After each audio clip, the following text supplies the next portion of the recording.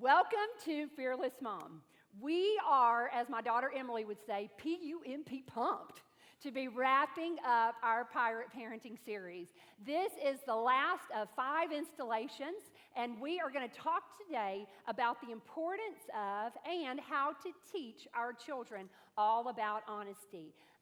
Pirate parenting is the relentless pursuit of happy, healthy adult children. That's our goal. And we've been talking about how by looking at just these 4 principles, we believe that if you can clarify your vision, you can actually simplify the overwhelming task of motherhood.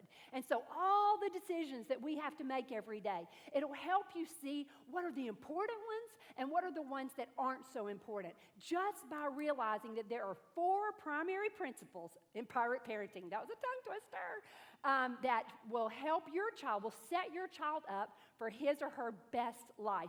And those are authority, responsibility, gratitude, and honesty. Get it? A-R-G-H, ARG, like a pirate. Authority, responsibility, gratitude, and honesty. And today, we're going to wrap up with honesty. And I'm super excited. So before we start, let's welcome in our online moms. Online moms, you may be by yourself. You may be with a church group. You may be in a home. Wherever you are, you're listening, you're watching. We hope that you feel this group of Austin moms cheering you on. We are for you. You can do this. So let's start with a word of prayer because I can already feel myself talking faster. So I apologize, and I've got a lot to say. God, we thank you so much for this day.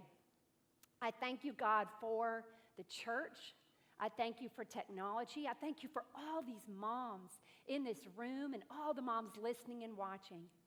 God, I ask right now that you settle our hearts, settle our minds, open our eyes and our ears to see and hear what you want us to see and hear today so that we can be the moms you've created us to be, to raise up these children to be the men and women that you've created them to be. We thank you. We praise you. We call on you in your name, in Jesus' name. And everybody said? Uh-oh, and everybody said? Yeah, I need a little response today, okay?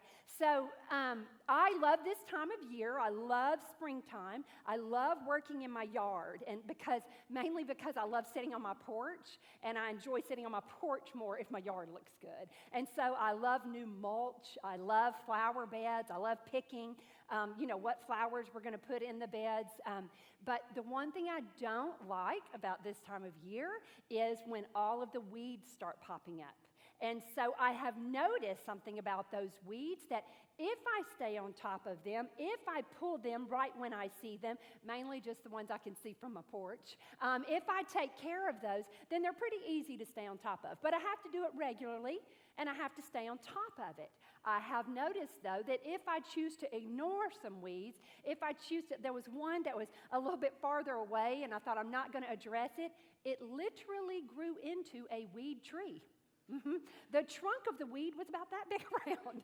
I thought, well, that's not going to be too much of a problem. But because I allowed it to grow and did not address it, it became much more involved. And Mac and Joseph had to get involved. And, to their, pleasure, so did the chainsaw.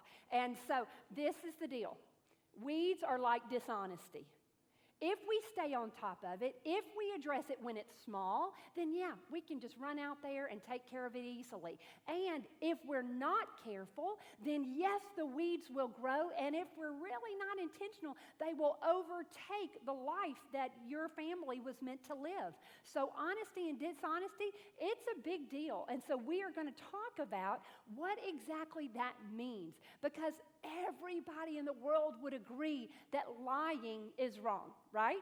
We would all agree lying is wrong. We would all agree, yes, honesty is the best policy. Honesty is definitely the way to go. But studies show that a remarkable amount of people, a remarkable percentage, all say, but yes, I'm dishonest. So where's the break there? Where are we missing the boat? So we're going to talk today about exactly what is honesty, why is it important, and how can we teach it to our children. So I would love to start with talking about exactly what it is. Let's get on the same page with our vocabulary. So we're going to go with honesty. Everybody understands that honesty is complete truth. Honesty is complete truth. I don't think there's any dispute there. Honesty is complete truth. Then I'm going to swing, though. Dishonesty is untruth. Dishonesty is untruth. For instance, if I say, child, I'm talking to my child, did you take the cookie without asking? Honesty is, yes, I took the cookie without asking. Now, keep in mind, the child has crumbs all over their mouth, okay? So the honesty is, yes, I took the cookie. Dishonesty is, no, I didn't take the cookie, and it's falling out of his mouth, as he says that. So everybody understands honesty, dishonesty. But the fact of the matter is, it's that ocean of gray in between where most of us live, and that is mishonesty. Mac has termed that mishonesty. So we have honesty, everybody agrees, yes, that's the way to go. Dishonesty, no, that's bad, lying is bad. But what we need to understand and how to enforce and how to raise up our children to see it is that sea of gray in between, that mishonesty. Because I think that's things like, I didn't know I was supposed to ask for the cookie. Or, I forgot that you told me that. Do you see what I'm saying? So now you're nodding your head, understanding. And that is not just children, FYI. Mishonesty would be where many of us live. Joseph is a good kid. He is 21 now, but he was a good kid early on, and he's such a pleaser. And so because he always wanted to please, I really had to watch him, And I think with that mishonesty, because he just didn't want to disappoint, And so I think if you have a compliant or an easygoing, you have to watch twice as hard sometimes to stay on top of it. But Joe, one day, he was in high school, and it was about time for him to leave for school. So Mac hollered back, "Hey, buddy, are you ready? About time to go." And Joseph responded, "I'm almost ready." It was very obvious that he was not almost ready. The fact of the matter was he was dead asleep. To Joseph's defense, he really was almost ready because it takes him about 2 seconds. But that was not the point at the time. So he said, I'm almost ready. And I told Mac, I said, he's not almost ready. He was asleep. And so when he came out, Mac said, "Buddy, I need to talk to you about something." Now keep in mind, Joe's a good kid. He's a good kid. But it was dishonest. And so and yes, he wasn't on drugs. He was making great decisions. He was 17 years old, but we're going to address it because it's not honest, and our goal is honesty. So, Joe, do you understand? When I asked you if you were ready, or when I said, "Come on," and you said you were almost ready, that was not honest, was it? And Joseph said, "No, sir, that wasn't honest." And he said, "Joe, this is the thing. It was a reflex to you to say, 'I'm almost ready.'" He said, "My concern is that dishonesty was your reflex, because we know that your reflex is a reflection of your heart. So if you go back to, guard your heart, for it, determines the course of your life, we had to address the reflex because the reflex was dishonesty. And so, yes, Joe got consequences. And yes, there are people that are like, "Are you kidding me for that?" Yes, for that.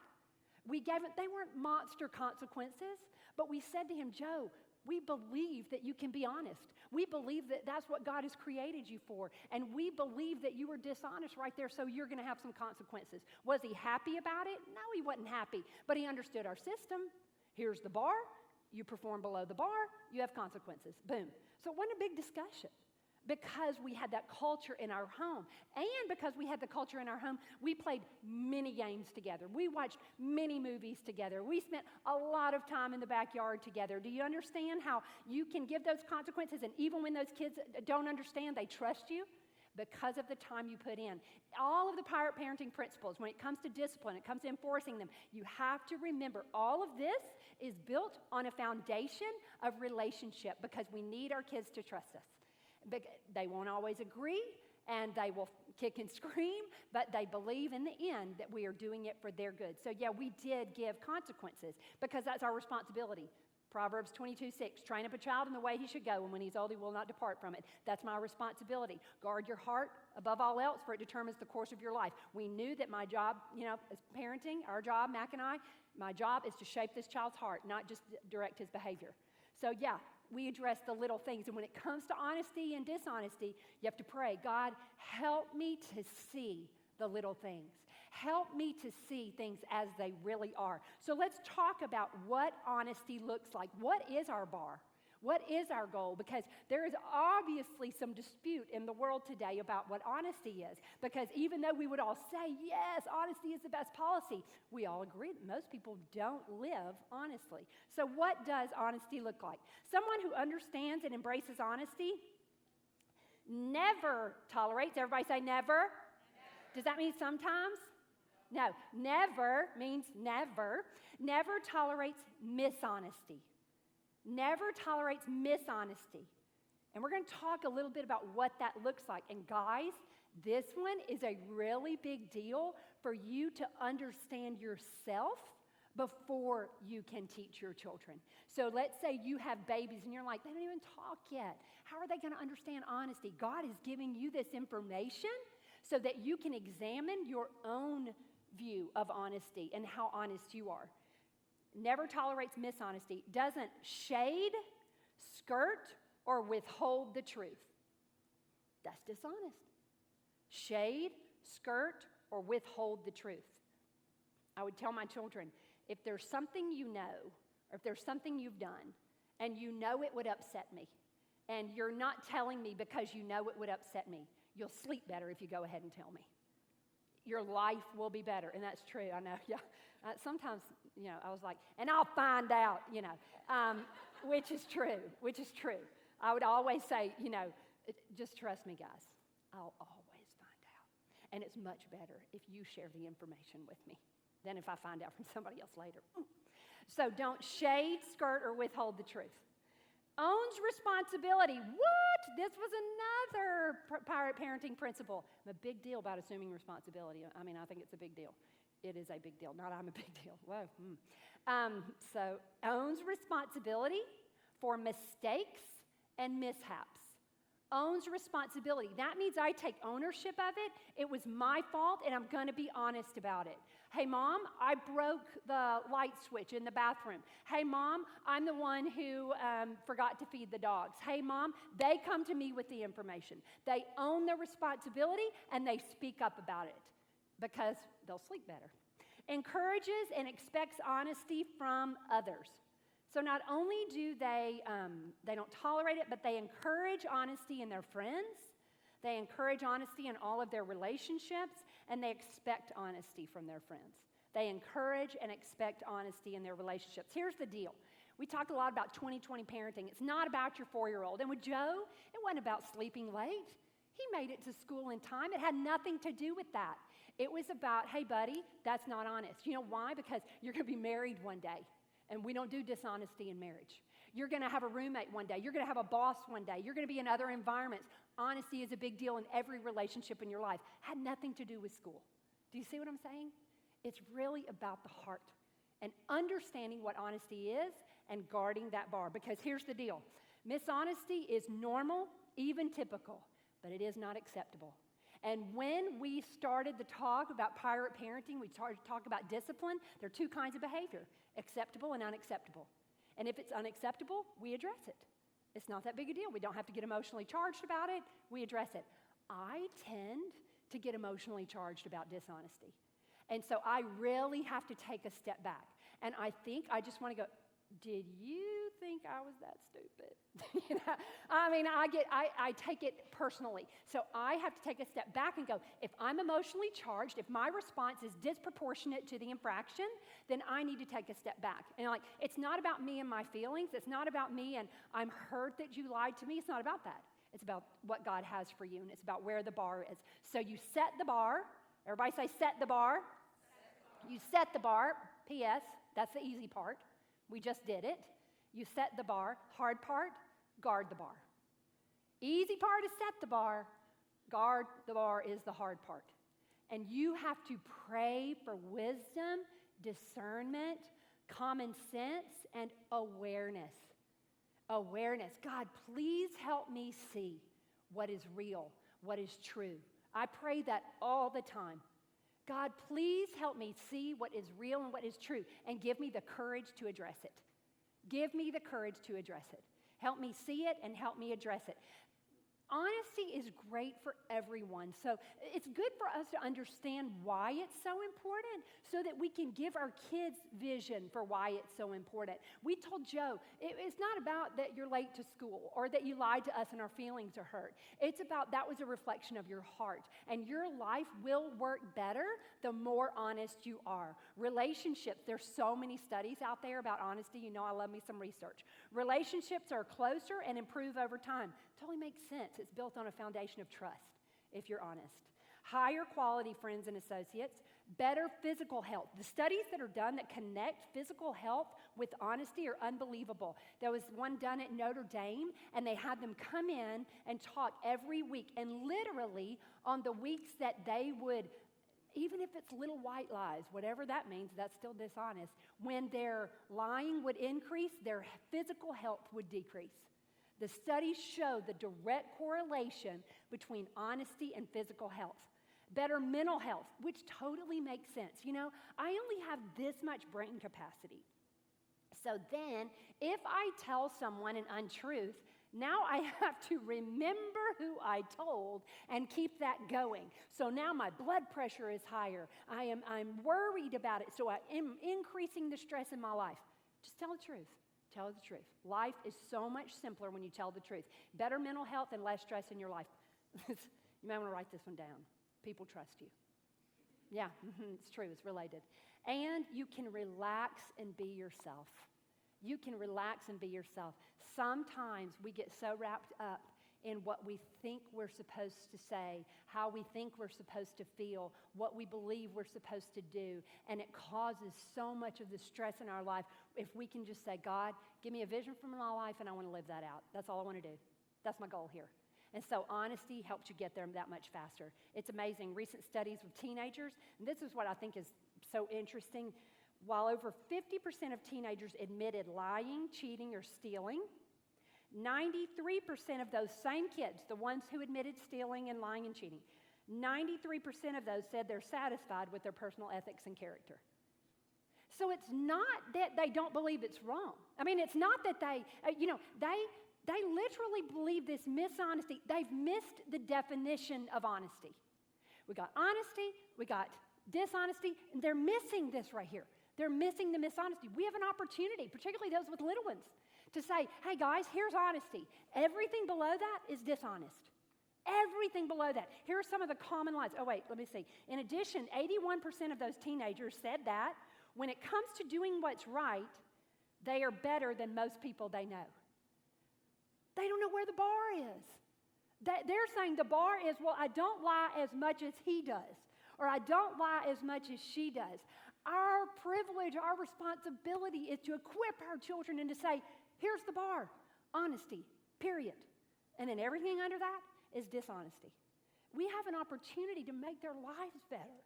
We have the responsibility. The 10 most common lies, and it totally makes sense. And this is where it falls into the dishonesty. This is where we're going to focus mostly today on just the definition of dishonesty so that then we can be aware and know what to address. We've already talked about how to give positive consequences and negative consequences. You just need to know what you're looking for and where the bar is. So the 10 most common lies. Let's say I said to my kids, clean up your mess. Number 1, I already did it when they didn't. That's a common lie. I didn't do it. I didn't make the mess. I'll do it later. That would be Joseph's favorite. He would say, yes, ma'am, and then not do anything, which is not honest. It's not even respectful. And so the yes, ma'am doesn't count until the obedience follows. Oh, how about this one? You left that mess in the kitchen. Oh, I didn't know I was supposed to clean it up. Yeah, I didn't know that was my responsibility. Or I forgot, or I didn't think you'd mind. Those are common ones. And guys, we've got to recognize if we ourselves are saying these things. Where's the bar for ourselves? because Emily was a pro. Here's number 7. I didn't know that's what you meant. Yeah, oh, now I understand. I won't do that. I didn't understand. She was like, I didn't know that was wrong to do that. I'm like, Finally, Matt goes, it's your responsibility to know. Because she would come back about that. I didn't know that was wrong. I didn't know you didn't want me to do that. Too bad, it's your responsibility. Because they know. And that doesn't mean they're bad kids. We are all born with a predisposition towards self-promotion and self-preservation. When you ask your toddler, did you eat that cookie? And he has cookie all over his face. And he says no. It's not because, oh my gosh, he's a big fat liar. He's going to end up in jail. He's going to steal. He's going to embezzle. No. He's thinking, what keeps me out of trouble right now? It's not that. It's human nature. He's going to choose the path of least resistance. It's my responsibility. I remember a dad looking at me one time. I was with a family, and it was a little child. He was probably 2.5. And he goes, he did that on purpose. He just disobeyed me on purpose. He's human. That doesn't mean he's a bad kid. Our responsibility is to see it and to address it. It doesn't mean they're bad. I didn't think you were serious. Emily threw that one out a couple of times too. I didn't think you were serious. I'm like, I'm serious now. And here's, it wasn't my fault, and it was an accident. And sometimes, yes, it was an accident. And sometimes, yes, it wasn't their fault. I'm not saying every time they say that it's a lie. I'm saying our responsibility is to say, God, please help me see what is real. Help me see what is real and give me the courage to address it. I don't believe anyone ever has to be taught to lie. I think actually that is our human reflex. That is our unfixed heart reflex. So our responsibility is to equip our children to see it, to understand that cheating is wrong, lying is wrong, and you can be better. And here's the deal. It's so prevalent and it's so common that our kids aren't going to see that it's wrong until we tell them. Our kids will not see that it's wrong until we tell them. And that's our responsibility. That's our privilege. That's where parenting comes in. And we say, buddy, I know you ate the cookie. And we start to teach them that vocabulary very early. We begin to use words like, that's not honest. That was not the truth. I know you ate the cookie, and I'm going to give you consequences. And I was going to give you, not with a 2-year-old. So I'm talking about now 3, 4, 5. You can start this language. You were going to get this many consequences, but because you lied, it's now this many. But whenever you're dishonest, the D for dishonest means double the consequence, period. In our house, you know what? That was just a rule. If you're dishonest about it, the consequence doubles. I was going to take your phone for 5 days, now it's 10. You should have told the truth. And they understand. Dishonesty is a big thing. And so double the consequence, period. It was just a rule of thumb. There was no argument about it. They just knew. It's just, it is what it is. Ultimately, our goal, we talk about, yes, the physical, health consequences of telling lies, is not good for you. Honesty improves your physical health, improves your emotional health, improves your relational health. But ultimately, we want to talk about your spiritual health. Our goal is that our children eventually understand how to go to God, complete transparency, complete honesty, and say, God, show me what I need to fix. And they are able to honestly reveal their heart. And if you don't believe in God, if you don't believe that that's ultimately your goal, here's the deal. All self-improvement is a result of honesty and humility. So even if you don't believe in the spiritual aspect of it, then you have to believe that any self-improvement requires honesty and humility. You have to be honest and see your flaws, honest with those around you to do any kind of self-improvement. Now, how do I teach honesty? We've already talked about using that vocabulary as early as you can. Number 1, be aware of your overflow. Am I completely honest? Am I an honest person? Evaluate your own definition. Do I see mishonesty as dishonesty? Is my bar for myself complete honesty? Do you encourage your children to keep secrets from your spouse? Don't tell daddy. Don't tell daddy. That just FYI is not a good policy. Our rule of thumb in our house, the only reason, if you're keeping something hidden, If you're feeling like I don't want someone to find out, you need to check yourself before you wreck yourself. If you're feeling like you need to keep a secret. The only time it's okay to keep a secret in our house is if you're planning me a surprise party. And so that is our policy in our marriage. If you're keeping something secret, then is it a surprise party for me? If not, then we need to talk about it. Maybe it's a present, that'll do. But whatever, no secrets in marriage. And so I'm not saying, but you're teaching your children when you say, don't tell dad this, don't tell dad. Do you make up excuses for absences? Are you completely honest about why your child missed school? You guys, this is common sense. I just can't even hang there because, really? Do you ever tell half-truths, almost truths, or you know the truth and you don't reveal it? Examine your own honesty. Are you willing to have difficult conversations with close people in your life? I'm not talking about like people you bump into in Target. Are you willing to have difficult conversations when you know that being honest will help the long-term health of the relationship? Sometimes, especially in marriage or in a close family or in best friends, am I willing to be honest and have difficult conversations that may be difficult in the short term, but are going to help this relationship in the long term, particularly in marriage? Now, that intentional direction, we teach our kids through our natural overflow and through intentional direction. Watch for opportunities to praise honesty. Watch for opportunities to teach that vocabulary while praising someone who is being honest. If someone's honest on TV, if someone turns in, a lost and found, if you lose something at Target and you go up to the front and someone turned it in, you tell your kids, wow, I'm so grateful that someone was so honest. So use that vocabulary. And the main thing is look for opportunities to show the reward for being honest. Man, that person's going to sleep better tonight. I don't know why I always go back to that. Here is another one. This one's big, particularly if you have preschoolers, elementary. Dishonesty does not equal creativity, okay? That does not mean your kid's really bright if he comes up with a clever way to get out of trouble. So we don't laugh about it. I had a friend, I remember this vividly. I was in probably middle school, and my friend had a little brother, and the mom had given him gum and told him not to chew it. And when she saw him, I don't know why this stuck in my memory, and she said, "Is that gum in your mouth? Did you put that gum in your mouth?" And he went, "Oh, it jumped right in my mouth from my pocket." And all the adults laughed, and what did he learn? He learned, if I make them laugh, there's no such thing. As consequences. And so was it funny? Yes. Have we laughed about it? Can we laugh about our children? Yes, not in front of them. Not in front of them. We laugh after they leave and go, holy mackerel, what was that? And that's totally fine. But we don't tell the story in front of them and laugh with all the adults. They've just learned that honesty is, ideal, but dishonesty is sometimes really funny. Do you see? Be aware of what you're doing. Don't laugh or retell those stories. And you have to have a zero tolerance policy with dishonesty. Zero. And extreme, double the consequences. Doesn't matter what it is. I had double the consequences for other kids at my house too. Like if I asked you something and you were dishonest, sorry, double the consequences. It's just a policy.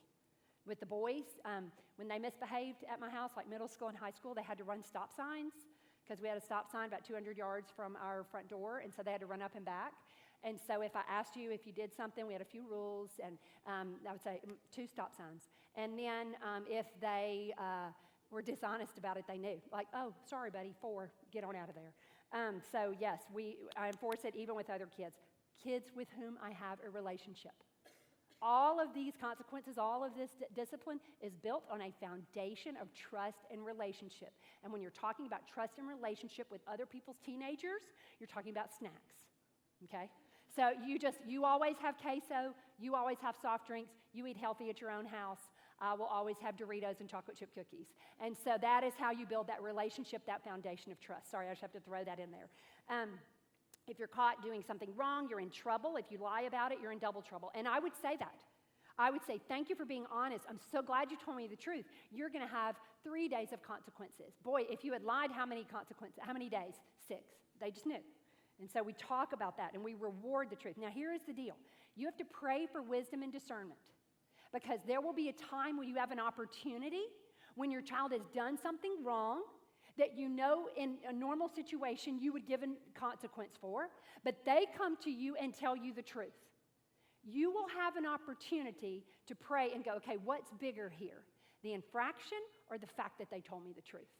And so I have before you, and that is wisdom discernment. There is no blanket answer for this. You say, you know what? You were wrong, and you should have consequences for that. But I'm going to say that I'm so happy that you told me the truth that I'm not going to give you any consequences. You will have an opportunity. Be careful. Kids figure that out real fast. They'll start fessing up to everything, so thinking they'll never get in trouble. So be careful, be wise, but see when you can praise honesty and when you can reward that, and there will be an opportunity. That no shading, skirting, or holding back the truth. And we don't talk about semantics, and because, man, Emily was so good that she could convince me, like, well, she's right. I didn't really say that. I can see how she would think that, and I'm like, she is either going to need or be a great defense attorney one day.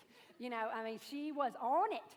And so I had to be so aware, and I was always praying, God, please help me see what is real, because she has a good heart. She has a great heart. But my responsibility was to point that out. Hey, you're being dishonest here. We got to deal with it like it's dishonesty. And so, Emily, this was a big deal if you have girls in clothes.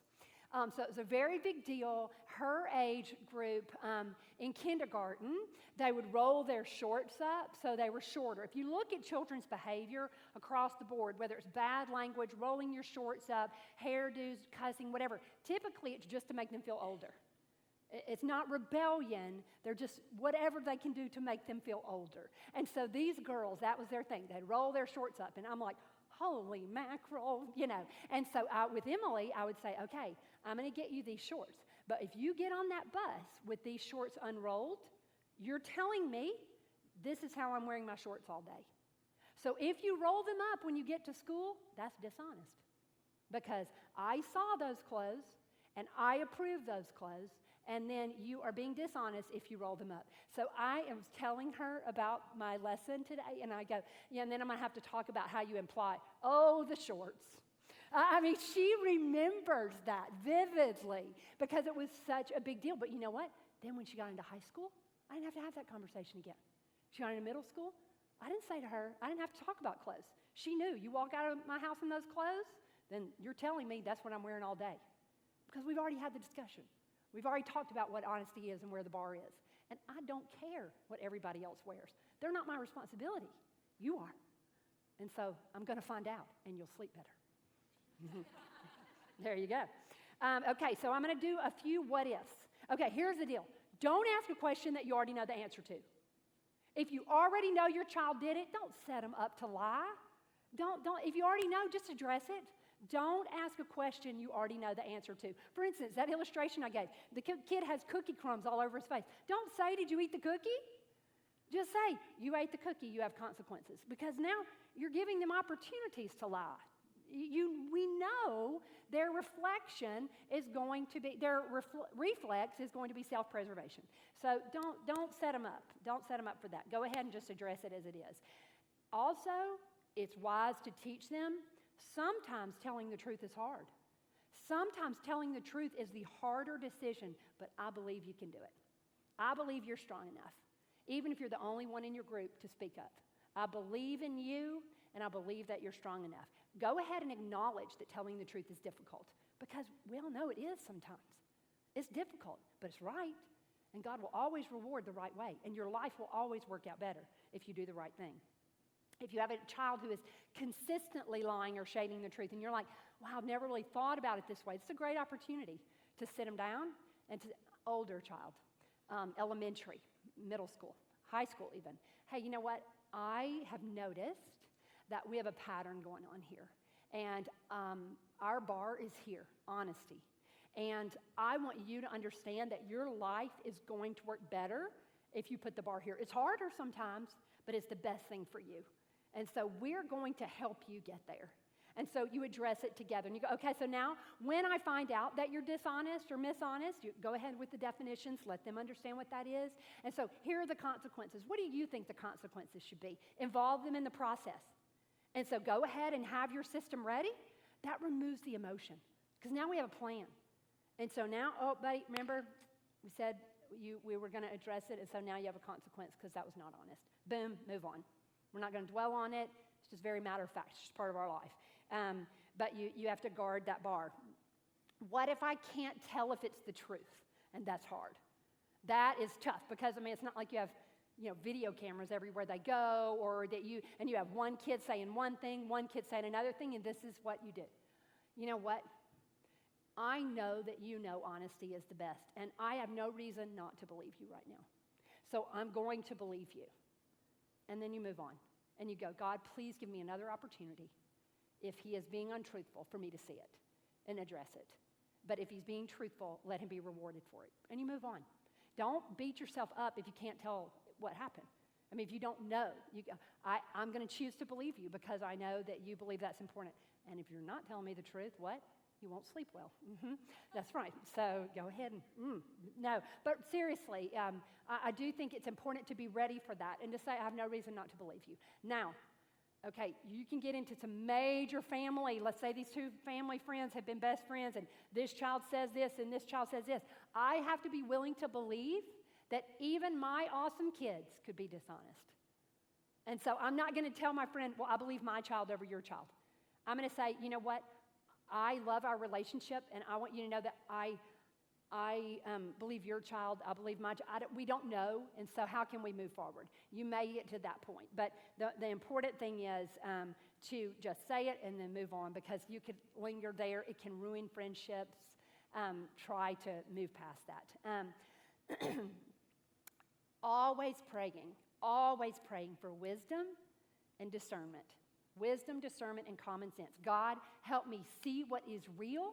I want to deal with the real. Help me see what is real and give me the courage to address it. Everything that we equip our kids for is to equip them for adulthood.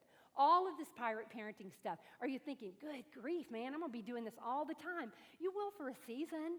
You will for a season. But your goal is to really enjoy that adult child. Your goal is for that adult child to really enjoy his full life with his relationship with God and his relationship with his parents and his friends and his coworkers. You got to have that long-term vision. Do you have to be relentless? Yes. Pull out those little weeds. Just pull it out. It's just part of our daily routine. Pull them out and then move on. Yes, we can let it slide, but sometimes you're going to have to pull out the chainsaw, if you don't address the little weeds. But it's so possible, and it's so worth it. This pirate parenting thing is not for the faint of heart. It is not for the faint of heart, but it is so, so, so worth it. Authority, responsibility, gratitude, and honesty. What is my approach toward those 4 principles? And then how am I equipping my children with those 4 principles? The goal is to just clarify, to simplify, not to add to your to-do list, but to help you be intentional in those conversations that you're already having. God is good. You will mess up, but he will fill in the gaps. He does not command or expect perfection. He does expect participation from you, and he will give you what you need. So let's pray. God, I thank you so much for this day. I thank you, God, for your clarity in your word about the significance of honesty. God, I thank you that you will help us see what is real and that you will give us the courage to address it. I ask right now, God, that you encourage every mom here, that you encourage that she can do it. It is her responsibility. It is her privilege. It is her blessing from you. But she doesn't have to do it alone. She doesn't have to do it alone, God. We are so grateful for that assurance. In Jesus' name. And everybody said, amen. Amen.